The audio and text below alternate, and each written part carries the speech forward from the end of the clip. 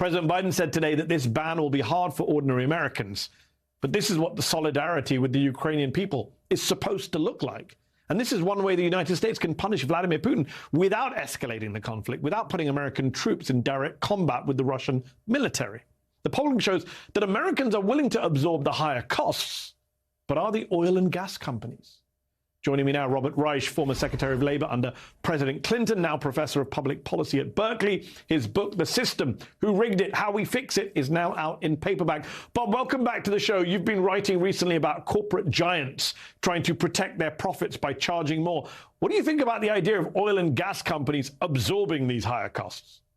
Well, undoubtedly, oil and gas companies in the United States have been taking advantage of the scarcity, of the higher prices brought on by the scarcity. And by the way, this was before today. This was before Joe Biden announced a ban on the actually importing Russian oil, because the expectation that there was going to be, it was going to be difficult to get oil around the world has driven up oil prices and given a windfall to American oil companies.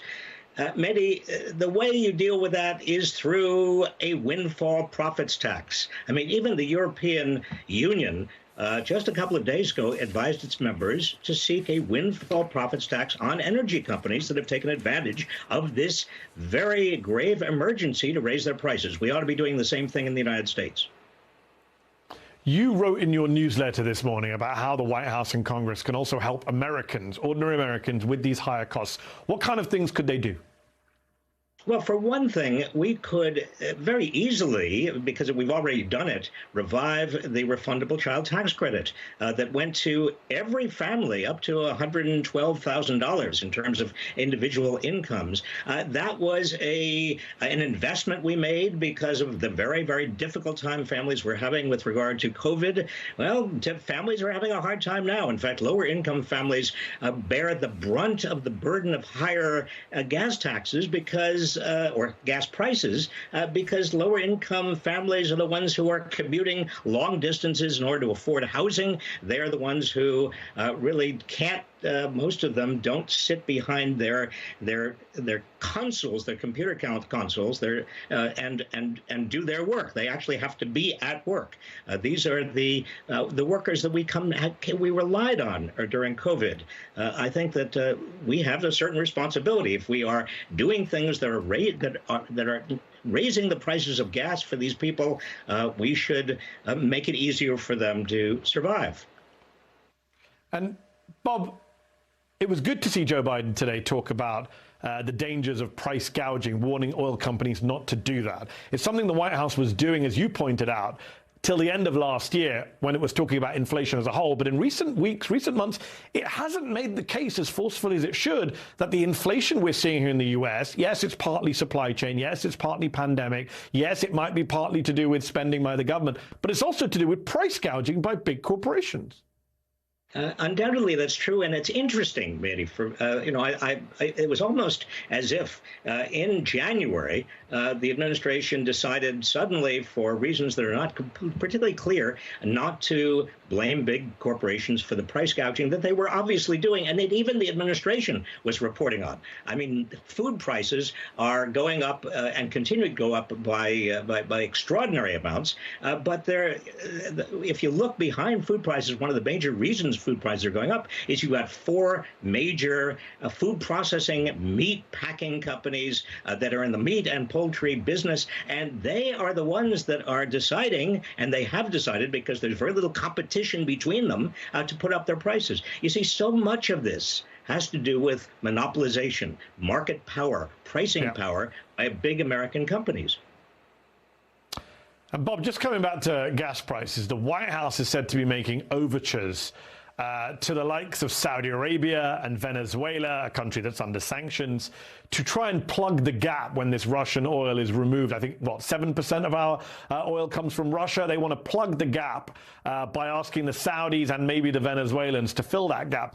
Does it make sense to stop importing oil from one foreign autocracy in order to substitute it with oil from other foreign autocracies? Would it not be better And the Republicans say, let's increase production at home. Would it not be better to actually focus on weaning ourselves off of oil, both foreign and domestic, at a time like this?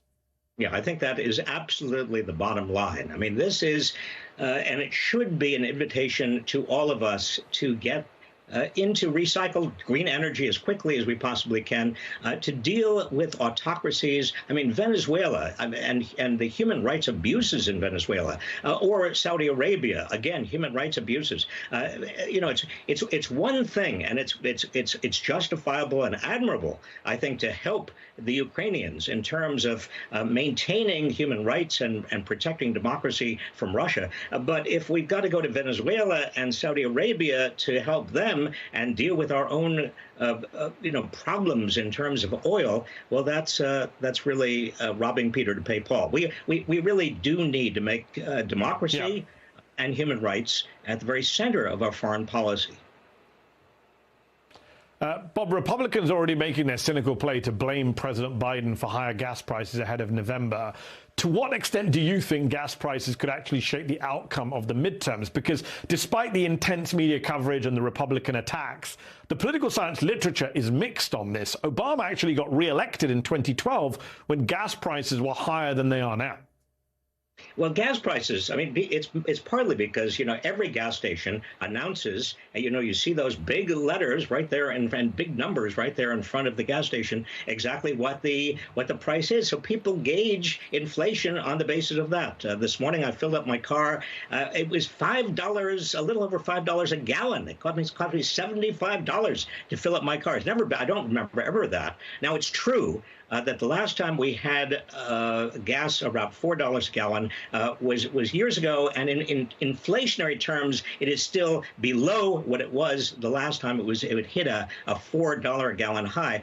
But there is a political backlash. There is a political cost. We don't know what that political cost will be, but undoubtedly it takes you know, some courage, some sacrifice on the basis of the president and Democrats to do this anyway. There is reporting this week that Senator Joe Manchin is floating a scaled-down version of the failed Build Back Better bill, the bill he killed, that would include funds for fighting climate change, reducing the deficit, and lowering prescription drug costs.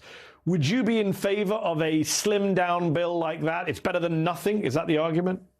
Well, it is better than nothing. And if we go after prescription drug costs and also have some climate change measures, I mean, that's progress. Prescription drugs are out of control. I mean, prescription drug manufacturers are jacking up the price as fast as they can. And government has the capacity, because of our bargaining power through Medicare and through other government programs, to actually negotiate much lower prices. All Americans would benefit, and it would actually have a positive effect on inflation. So we ought to be doing that. And even though it's a scaled-down version of Build Back America, I would say let's get that at the very least.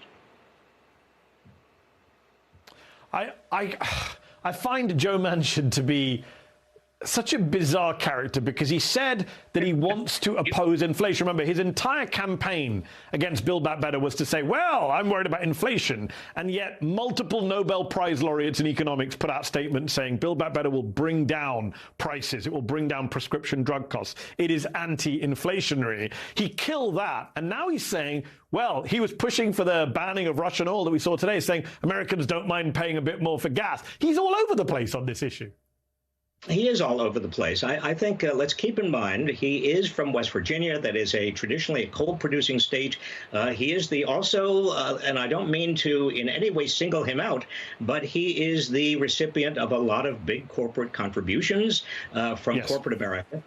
So it's unclear what his motives actually are. But I suppose that's true of all politicians. But he is in the position of being, in effect, the second president of the United States. I mean, with regard to Build Back Better, but also on voting rights. Let's not forget that.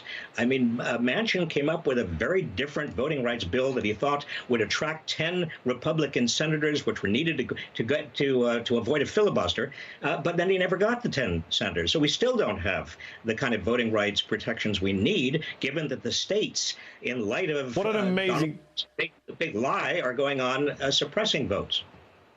What an amazing representative political system we have right now, where a guy from West Virginia is the de facto second president of the United States. Robert Reich, we'll have to leave it there. Always appreciate your analysis on this show. Thank you.